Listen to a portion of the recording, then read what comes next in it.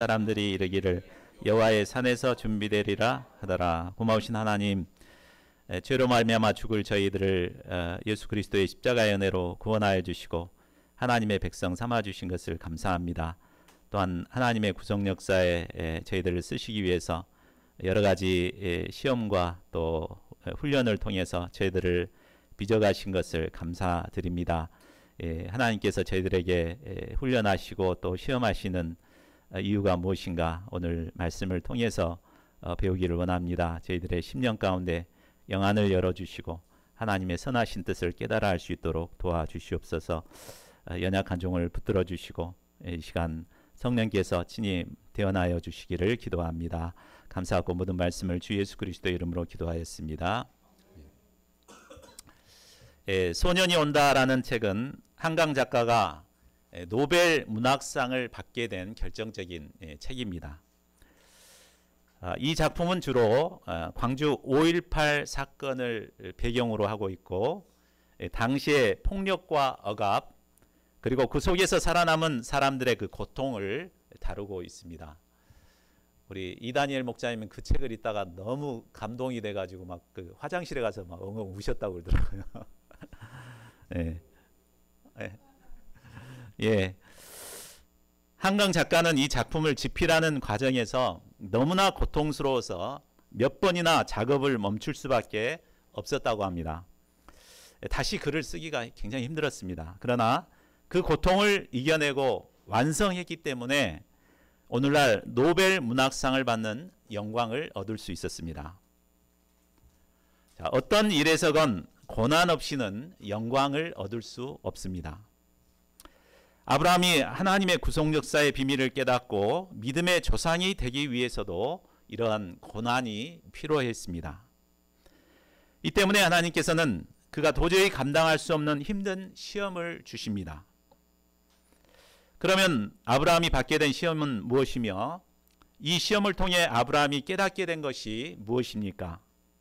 본문 말씀을 통해 이를 배우고 하나님이 주시는 시험을 통과하여 하나님께 귀 쓰임받는 자들이 될 수 있기를 기도합니다. 제1장 아브라함을 시험하신 하나님 22장 1절 2절 말씀입니다. 오늘 본문 말씀은 아브라함이 블레셋 왕을 책망한 후 언약을 맺고 브엘세바를 얻은 지 얼마 후에 일어난 사건입니다. 이때는 아마 아브라함의 생애에 있어서 가장 풍요롭고 행복한 시기였을 것입니다. 아브라함의 인생 그래프를 그려본다면 아마 이때가 10점 만점의 10점이었습니다. 부강한 아브라함은 약속의 자녀 이삭과 함께 매일 꿈같은 시간을 보내고 있었습니다. 그러던 어느 날 하나님께서 그를 찾아와 부르십니다. 아브라함아. 아브라함은 내가 여기 있나이다 하며 즉시 대답합니다. 아브라함은 내심에 하나님이 나를 부르신 것이 혹시 예쁜 딸 하나 더 주시려고 그런가 하며 기대했을지 모릅니다. 그러나 하나님이 아브라함을 부르신 것은 그를 시험하기 위함이었습니다. 이번 주 목요일 날 수능 시험이 있습니다. 세상에서의 시험은 우리를 성적으로 평가해서 다른 사람들과 비교하고 그러기 위해서 시험을 봅니다. 경쟁사회에서 시험으로 평가받는 것도 지긋지긋합니다. 그런데 하나님께서도 우리를 시험하신다고 생각하면 신앙생활이 참 부담스럽습니다. 자, 그렇다면 하나님이 우리를 시험하시는 이유는 무엇일까요? 본문에서 시험하다라는 동사가 히브리어로 니샤라고 합니다. 이것은 테스트하다는 뜻도 있지만 try, 시도하다, 시도해서 뭔가를 깨닫게 하다 이런 의미가 있습니다.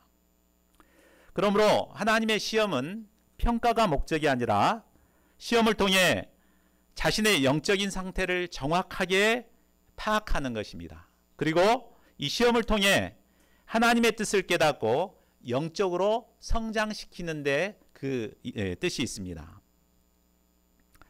이 때문에 하나님은 사랑하는 자들을 시험하십니다. 특별히 하나님께서 귀하게 쓰시는 사람일수록 불같은 시험을 주십니다. 욥이 그러했고 요셉이 그러했고 또 모세가 그러했습니다. 자, 그러면 하나님께서 아브라함에게 시험하신 내용은 무엇입니까? 우리 2절을 같이 읽어보겠습니다. 시작. 여호와께서 이르시되 내 아들 내 사랑하는 독자 이삭을 데리고 모리아 땅으로 가서 내가 내게 일러준 한 산 거기서 그를 번제로 드리라. 이게 무슨 날벼락 같은 소리입니까? 아브라함에게 준 하나님의 시험은 그의 생명과도 바꿀 수 없는 사랑하는 독자 이삭을 번제로 드리라는 것입니다. 레위기를 보면 번제란 희생 제물을 죽여서 피를 다 빼낸 다음에 그 내장을 제거하고 토막을 내서 불에 태워 하나님께 바치는 제사를 말합니다.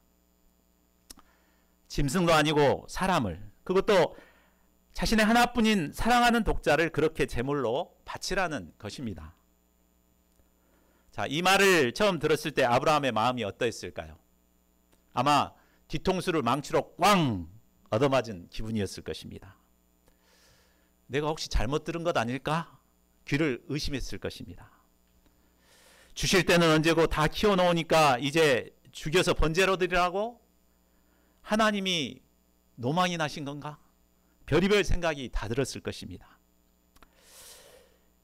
보통 사람들 같았다면 이때 반발하고 항변하고 이런 하나님 앞으로 절대 안 믿겠다고 하며 믿음의 길을 떠나갈 것입니다. 자, 그러면 하나님께서 아브라함이 가장 사랑하고 자신의 생명보다도 소중하게 여기는 이삭을 번제로 드리라고 한 이유는 무엇일까요? 왜 이처럼 감당하기 힘든 시험을 주시는 것입니까? 그것은 첫째로 하나님께서 아브라함이 하나님이 주신 축복보다 하나님을 더 사랑하는 자가 되기를 원하셨기 때문입니다. 이삭은 아브라함이 25년간 신앙생활 끝에 얻은 축복의 열매입니다. 이런 이삭을 아브라함은 너무 사랑했습니다. 아브라함에게 있어 이삭은 자신의 생명과도 바꿀 수 없는 소중한 존재였습니다. 그러나 아무리 사랑하고 소중한 존재라 할지라도 축복의 근원이신 하나님을 대신할 수는 없습니다. 그 사람의 믿음이 어떠한지 평소에는 잘 알 수 없습니다. 그러나 하나님이냐 이삭이냐를 선택하는 이런 불같은 시험 앞에서 그 사람의 믿음의 상태가 적나라하게 드러나게 됩니다. 하나님께서는 이 시험을 통해 자신의 믿음의 상태가 어떤가를 깨닫고 오직 하나님만을 경외하는 자가 되기를 원하셨습니다. 하나님께서는 때로 우리가 소중하게 여기는 것을 번제로 하나님께 드리도록 요구하실 때가 있습니다. 사람들에게는 누구나 소중하게 여기는 것이 있습니다. 어떤 사람은 가정, 어떤 사람은 자녀를 소중하게 여깁니다. 또 어떤 분은 직장 생활, 또 자기의 어떤 타이틀, 또 재물, 이런 것들을 소중하게 여기는 분도 있습니다. 물론 우리 마음에 소중하게 여기는 걸 가지고 있다는 것이 문제가 되는 것은 아닙니다. 문제는 하나님보다도 이것들을 더 소중하게 여기는 것이 문제입니다. 자신이 소중하게 여기는 것에 얽매여서 하나님의 뜻을 저버리는 것이 문제입니다. 하나님께서는 우리가 소중하게 여기는 것에 얽매여서 더 소중한 하나님을 놓쳐버리는 이런 어리석은 자들이 되기를 원치 않으십니다. 이 때문에 때로 우리에게 감당하기 힘든 불같은 시험을 주실 때가 있습니다. 둘째로 이 시험을 통해 아브라함이 하나님의 마음을 깨닫고 구속 역사에 쓰임받기 원하셨기 때문입니다. 자, 2절을 다시 보십시오. 하나님께서 아브라함에게 이삭을 번제로 드리라고 한 곳은 어디죠? 모리아 땅에 있는 한 산입니다. 이곳이 어떤 곳입니까? 역대하 3장 1절을 보면 이곳은 바로 장차 솔로몬을 통해 예루살렘 성전이 세워질 곳이었습니다. 장차 2000년이 지난 후에 이곳에 세상 죄를 지실 하나님의 어린 양 예수님이 오셔서 번제로 드려지게 됩니다. 하나밖에 없는 하나님의 독생자 예수님은 온 인류의 죄를 감당하시기 위해 십자가에서 처절하게 죽임을 당하시게 됩니다. 이것이 범죄한 인류를 구원하기 위한 하나님의 구원 계획이셨습니다. 자, 이를 볼 때 하나님께서 아브라함에게 사랑하는 독자를 번제로 드리라고 하신 이유가 무엇인가 분명해집니다. 믿음의 조상 아브라함이 독생자를 희생하여 인류를 구원코자 하시는 이 하나님의 마음을 깊이 체험하고 깨닫기를 원하신 것입니다. 이를 통해 믿음의 조상 아브라함이 하나님께서 이루시는 인류 구원 역사에 깊이 동참하기를 원하셨습니다. 그렇기 때문에 하나님께서는 사랑하는 독자 이삭을 희생 제물로 바치라고 시험을 주신 것입니다. 하나님의 시험에는 이처럼 우리가 알지 못하는 크고 깊은 영적인 비밀이 담겨 있습니다. 이것을 잘 알았던 욥은 고난과 시험을 받으면서도 이렇게 고백했습니다. 우리 욥기 23장 10절을 보십시오. 그러나 내가 가는 길을 그가 아시나니 그가 나를 단련하신 후에는 내가 승군과 같이 되어 나오리라. 히브리서 기자도 12장 11절에서 이렇게 고백합니다. 무릇 징계가 당시에는 즐거워 보이지 않고 슬퍼 보이나 후에 그로 말미암아 연단받은 자들은 의와 평강의 열매를 맺느니라. 저희 모두가 하나님이 주시는 시험을 잘 감당함으로 영적인 비밀을 깨닫고 하나님의 구원 역사에 귀히 쓰임받을 수 있기를 기도합니다. 2장 아브라함의 순종을 축복하신 하나님 3절에서 19절 말씀입니다.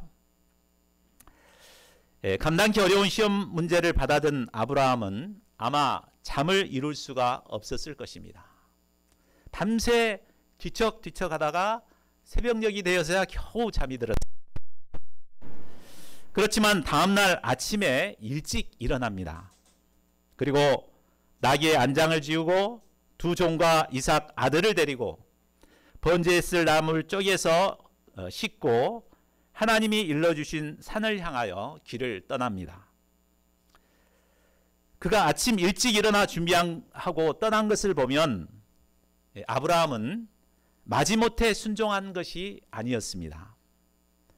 그는 하나님의 명령이 이해되지 않았고 영접할 수도 없는 것이었지만 그러나 전폭적으로 신뢰하고 순종했습니다. 지금은 이해가 되지 않지만 하나님이 저렇게 하신 것을 보면 내가 모르는 분명한 뜻이 있을 거야 이렇게 생각하고 믿음으로 순종했습니다. 자, 4, 5절을 보십시오. 3일 길을 걸어간 뒤 멀리 하나님께서 지시한 모리아 산이 보였습니다. 그러자 아브라함은 종들에게 말합니다. 너희는 나귀와 함께 여기서 기다리라. 내가 아이와 함께 저기 가서 예배하고 우리가 너희에게로 돌아오리라. 자, 아브라함의 이 말 속에 그의 믿음이 나타나 있습니다. 아브라함은 모리아 산에 올라가서 이삭을 번제로 드려야 합니다. 아들을 번제로 드리게 되면 올 때는 혼자서 와야 되죠. 이 때문에 정상적으로 말하면 함께 가서 예배하고 내가 돌아오마 이렇게 말해야 합니다. 그런데 아브라함은 이삭을 포함해서 우리가 너에게로 돌아오겠다라고 말합니다. 자, 이를 볼 때 아브라함에게는 어떤 믿음이 있었습니까? 자신은 하나님의 말씀에 순종하여 이삭을 번제로 드릴지라도 결국 하나님께서는 다시 이삭과 함께 돌아오게 하실 것이라는 믿음이 있었습니다. 이 믿음에 대해 히브리서 11장 19절은 이렇게 말씀합니다. 우리 같이 읽어볼까요? 시작. 그가 하나님이 능히 이삭을 죽은 자 가운데서 다시 살리실 줄로 생각한지라. 그러니까 죽은 자 가운데서 도로 받은 것이니라. 예. 아브라함이 불같은 시험 앞에서 믿었던 하나님은 죽은 자를 다시 살리시는 부활의 하나님이셨습니다. 전능하신 부활의 하나님은 이삭이 죽어서 난도질이 되고 또 불에 태워져 재가 된다 할지라도 능히 다시 살릴 수 있는 분이심을 믿었습니다. 이 믿음 때문에 감당하기 어려운 시험이었지만 묵묵히 순종할 수 있었습니다. 자, 그렇다면 아브라함은 어떻게 이런 놀라운 믿음을 갖게 되었을까요? 과거 17장에서 아브라함은 전능하신 하나님을 믿지 못해가지고 하나님께 책망을 받았던 경험이 있습니다.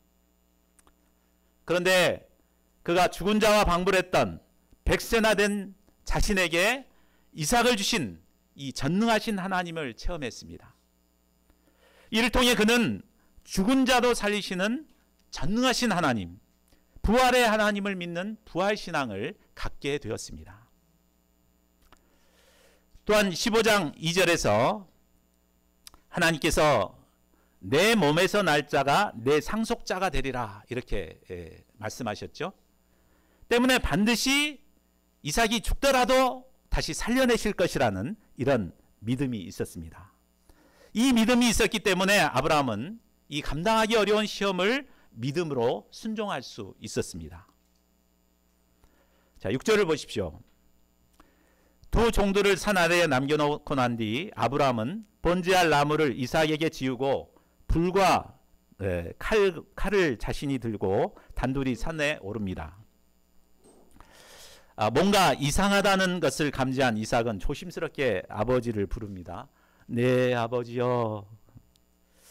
아들이 부르는 소리에 아브라함의 가슴은 철렁 내려앉았을 것입니다. 아브라함은 솟구치는 감정을 억누르면서 내 아들아 여기 있노라 이렇게 대답합니다. 이삭은 불과 나무는 있는데 번제할 어린 양은 왜 없습니까? 라고 묻습니다. 이때 아브라함은 번제할 양은 바로 너란다 하면서 부둥켜 안고 울어야 할 것 같습니다. 그러나 아브라함은 무엇이라고 말합니까? 8절을 보십시오. 내 아들아 번제할 어린 양은 하나님이 자기를 위하여 친히 준비하시리라. 아브라함은 부활신앙뿐만 아니라 여호와 일의 하나님을 믿었습니다. 아브라함은 끝까지 하나님을 믿는 믿음의 기초에서 순종의 길을 걸어갔습니다. 자, 9절을 보십시오. 마침내 두 사람이 하나님이 지시하는 곳에 이르렀습니다. 이에 아브라함은 그곳에 제단을 쌓고 나무를 벌려놓았습니다. 그리고 아들 이삭을 결박하여 그 나무 위에 놓았습니다.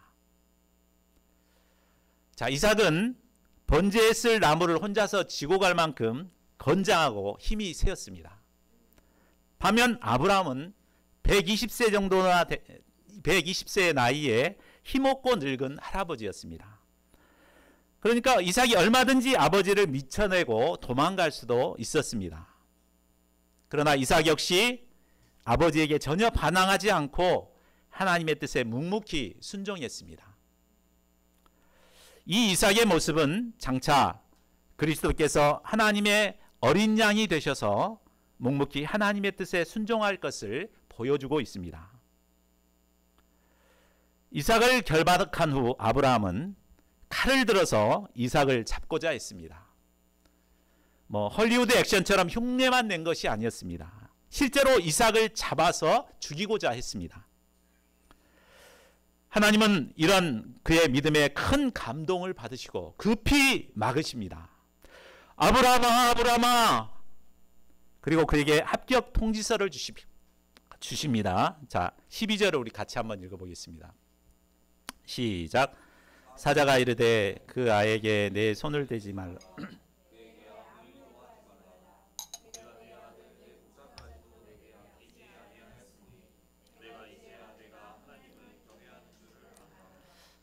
하나님은 사랑하는 독자 이삭을 번제로 드리라는 명령 앞에 순종한 아브라함에게 큰 감동을 받으셨습니다. 그리고 하나님을 경외하는 그의 믿음을 인정하고 칭찬해 주십니다. 자, 이를 볼 때 아브라함이 자기를 부인하고 순종할 수 있었던 비결이 바로 하나님을 경외했기 때문임을 알 수 있습니다. 하나님을 경외하는 믿음이란 하나님을 공경하고 하나님을 두렵고 떨림으로 대하는 자세를 말합니다. 세상 어떤 것보다도 하나님만을 사랑하며 하나님을 기뻐하고 즐거워하는 자세입니다. 하나님께서는 불같은 시험을 통해 아브라함이 얼마나 하나님을 경외하는 자인가를 확인하고 싶었고 비로소 확인했습니다. 그리고 이를 통해 그를 기뻐하시고 온 세상에게 아브라함은 하나님을 경외하는 사람이라는 것을 밝히 드러내셨습니다. 자, 그렇다면 하나님께서는 왜 하나님을 경외하는 것을 이처럼 기뻐하실까요? 그것은 인간의 불행의 원인이 바로 하나님을 경외하는 것을 상실해서 왔기 때문입니다. 자, 하나님께서 처음 인간을 지으실 때 인간에게 일방적으로 무한한 사랑과 축복을 베풀어 주십니다.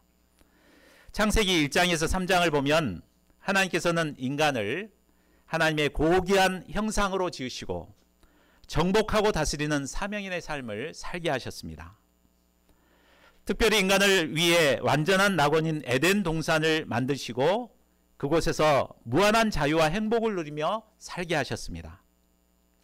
이처럼 큰 축복과 사랑을 받은 인간은 마땅히 하나님을 경외해야 했습니다. 그러나 인간은 어떠했습니까? 스스로 하나님이 되고자 하는 교만에 빠져서 하나님의 계명을 어기고 선악과를 따먹어 버렸습니다. 그 결과 인간은 낙원에서 쫓겨나 일생 고생하다가 죽음을 맞이하고 영원한 심판에 처하게 되었습니다. 인간은 결국 하나님을 경외하지 않으므로 이처럼 비참한 상태에 처하게 된 것입니다. 그러나 하나님은 불행에 빠진 인생들을 구원하시고자 소망 가운데 아브라함 한 사람을 부르셨습니다. 그리고 그를 믿음의 사람으로 빚으시고 마침내 하나님만을 경외하는 믿음의 사람으로 키우셨습니다. 그리고 시험을 통해 아브라함이 하나님을 경외하는 사람임을 인정해 주시고 그를 통해 인류 구원의 역사를 새롭게 시작하십니다. 오늘날 이 시대는 하나님을 경외하지 않는 시대입니다. 불신자들은 기독교를 개독교라고 비난하고 기독교 신자들을 기독교 환자라고 조롱합니다. 그렇다면 신자들은 하나님을 경외하고 있습니까? 자칭 크리스찬들은 많지만 하나님을 경외하는 자들을 찾아보기는 쉽지 않습니다. 하나님을 마치 자신에게 필요한 것을 도와주는 자신의 종처럼 생각하는 신자들이 많습니다. 그러다 자기 생각대로 하나님이 도와주시지 않으면 믿어도 별거 없네 뭐 하며 교회를 쉽게 떠나버립니다. 코로나 이후에 얼마나 많은 신자들이 교회를 떠나고 있습니까? 참으로 이 시대는 하나님을 경외할 줄 모르는 패역한 시대입니다. 그러나 하나님께서는 이런 패역한 시대에 아브라함을 부르셨듯이 우리 한 사람 한 사람을 부르셨습니다. 하나님께서는 부르심을 받은 우리가 아브라함처럼 하나님을 경외하는 자들이 되기를 원하십니다.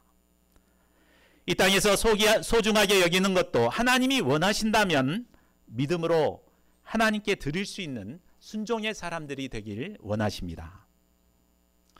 그렇다면 과연 우리는 하나님을 경외하는 사람입니까?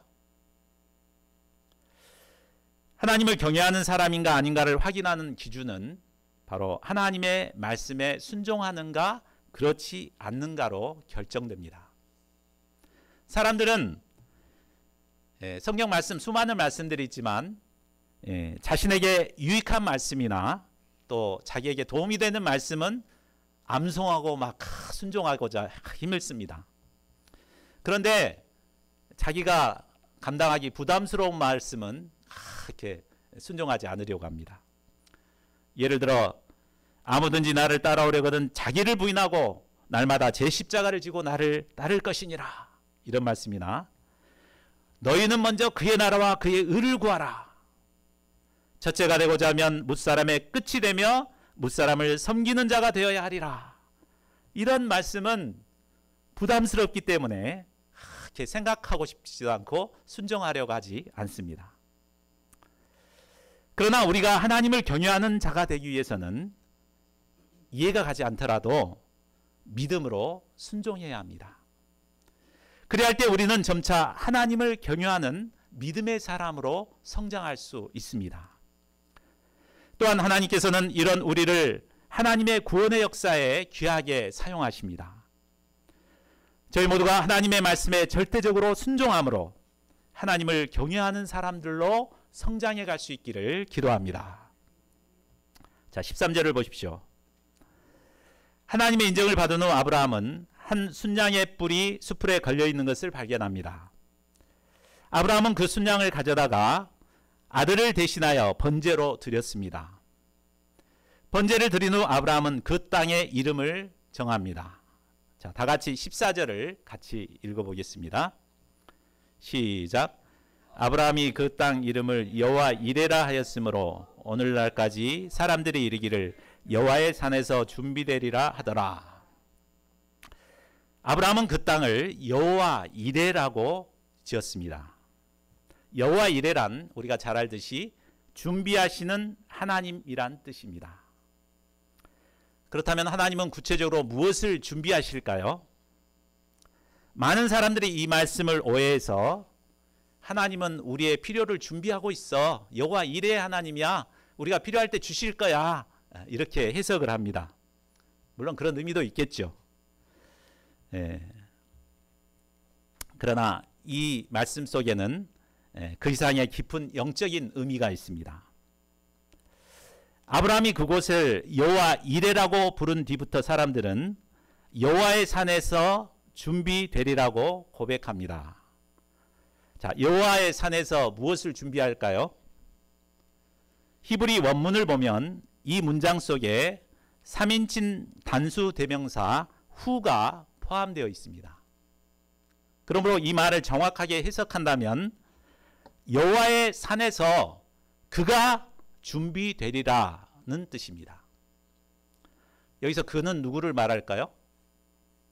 바로 인류의 죄를 대신해서 번제로 드려질 하나님의 아들 예수 그리스도를 가리킵니다. 아브라함에게 이삭을 번제로 드리라고 했던 하나님께서는 사랑하는 독자 예수님을 하나님의 어린 양으로 예루살렘에 보내실 것입니다. 예수님은 하나님이 준비하신 어린 양이 되셔서 모든 인류의 죄를 대신 지시고 십자가의 희생 제물이 되어 죽음을 당하십니다. 자, 이를 볼 때 아브라함은 이삭을 번제로 드리는 순종을 통해 바로 이 십자가의 복음을 영접했다는 것을 알 수 있습니다. 이를 통해 아브라함은 이스라엘의 민족의 조상일 뿐만 아니라 예수 그리스도를 영접한 모든 믿는 자들의 믿음의 조상이 될 수 있었습니다. 하나님은 이런 아브라함을 심히 기뻐하셨습니다. 그래서 스스로 맹세까지 하시면서 그를 축복하십니다. 17, 18절을 보십시오. 우리 같이 한번 읽어볼까요? 17, 18절 시작. 내가 내게 큰 복을 주어 내 씨가 크게 번성하여 하늘의 별과 같고 바다의 모래와 같게 하리니 내 씨가 그 대적의 성문을 차지하리라. 또 내 씨로 말미암아 천하 만민이 복을 받으리니 이는 내가 나의 말을 준행하였음이니라 하셨다 하니라. 먼저 하나님은 그의 씨인 이삭을 통해 하늘의 별과 같고 바다의 모래와 같이 무수히 많은 후손을 주시겠다고 약속하십니다. 이어서 하나님은 예수 그리스도를 통한 승리의 역사, 구원의 역사를 약속하십니다. 내 씨가 그 대적의 성문을 얻으리라 라는 말씀은 장차 예수님께서 십자가와 부활을 통해 인류의 원수인 사탄의 골통을 박살내시고 승리하게 될 것을 의미합니다. 또 내 씨로 말미암아 천하 만민이 복을 얻으리라고 말씀하셨습니다. 천하 만민은 예수님께서 완성하신 복음을 영접함으로 구원의 축복을 누릴 수 있게 되었습니다. 아브라함은 하나님의 시험이 이해되지 않았지만 믿음으로 순종했습니다. 이를 통해 하나님을 경외하는 자라는 인정을 받게 되었습니다. 무엇보다 예수 그리스도를 통한 인류 구원의 역사를 깊이 영접함으로 명실상부한 믿음의 조상이 되었습니다. 하나님께서는 배역한 이 시대에 우리 한 사람 한 사람이 아브라함과 같이 하나님을 경외하는 자들이 되기를 원하십니다. 하나님을 믿고 신뢰함으로 하나님의 말씀에 절대적으로 순종하는 자들이 되기를 원하십니다. 저희 모두가 아브라함처럼 하나님을 경외하고 순종함으로 하나님의 구원 역사의 주역들로 귀히 쓰임받게 되기를 기도합니다. 제3장 사라 장례를 위해 막벨라 굴을 산 아브라함. 23장은 사라의 죽음과 매장지를 사서 장사 지내는 내용입니다. 사라는 127세 나이로 죽습니다. 아브라함은 사라의 죽음을 슬퍼하며 애통하다가 헷 족속에게 사라를 장사할 매장지를 구입하게 됩니다. 아브라함은 블레셋 왕이 두려워할 정도로 막강한 재력과 힘과 권력을 가졌습니다. 그렇지만 이때까지도 가나안 땅에 자기 소유로 된 땅 한 평을 가지지 못했습니다. 4절에서 20절까지는 아브라함이 사라를 장사 지내기 위해 매장지를 구입하는 내용을 아주 자세하게 기록하고 있습니다. 헷 족속은 아브라함에게 호의를 베풀며 사라의 매장지를 무상으로 제공하겠다고 제안합니다. 그러나 무상으로 받게 되면 뒤에 법적 소유권을 그들이 주장해 가면 다시 빼앗길 수밖에 없습니다. 이 때문에 아브라함은 이를 정중히 거절하고 비싼 값을 치르고 막벨라 굴을 사게 됩니다. 사실 아브라함이 치른 은 400세겔은 1400데나리온으로서 오늘날로 하면 1억 6천만 원 정도입니다. 무덤으로 쓸 쓸모없는 동굴을 사기에는 너무 값비싼 돈이었습니다. 그럼에도 불구하고 아브라함은 먼 후대를 내다보고 비싼 돈을 지불함으로 그것을 자유의 소유로 확정했습니다. 이로써 아브라함의 자손에게 가나안의 주인이 될 소망을 남겨주었습니다. 자, 말씀을 맺겠습니다. 이상을 통해 아브라함을 시험하시고 그를 축복하사 하나님의 구속 역사에 귀히 사용하시는 하나님을 배울 수 있었습니다. 아브라함은 하나밖에 없는 외아들을 번제로 드려야 하는 감당하기 힘든 시험을 받았지만 죽은 자를 살리시는 하나님을 믿고 순종했습니다. 이를 통해 하나님을 경외하는 자임을 하나님께 인정받을 수 있었습니다. 또 이 순종을 통해 아브라함은 인류를 구원하기 위한 이 하나님의 복음을 영접하게 되었고 진정한 믿음의 조상으로 굳게 서게 되었습니다. 하나님께서는 부르심을 받은 우리가 아브라함을 본받아 하나님을 경외함으로 말씀에 순종하는 자들이 되기를 원하십니다. 이를 통해 하나님의 생명 구원 역사에 귀히 쓰임받기를 원하십니다. 이 때문에 때로 우리를 시험하실 때가 있습니다. 저희 모두가 하나님께 대한 믿음과 경외함으로 하나님이 주신 시험을 믿음으로 잘 감당하는 자들이 되기를 기도합니다. 이를 통해 하나님께 인정받는 믿음의 사람이 되어서 인류 구원 역사에 귀히 쓰임받는 저희 모두가 되기를 간절히 기도합니다. 우리 요절 말씀 읽고 기도하는 시간 갖겠습니다. 시작. 아브라함이 그 땅 이름을 여호와 이레라 하였으므로 오늘날까지 사람들이 이르기를 여호와의 산에서 준비되리라 하더라. 예.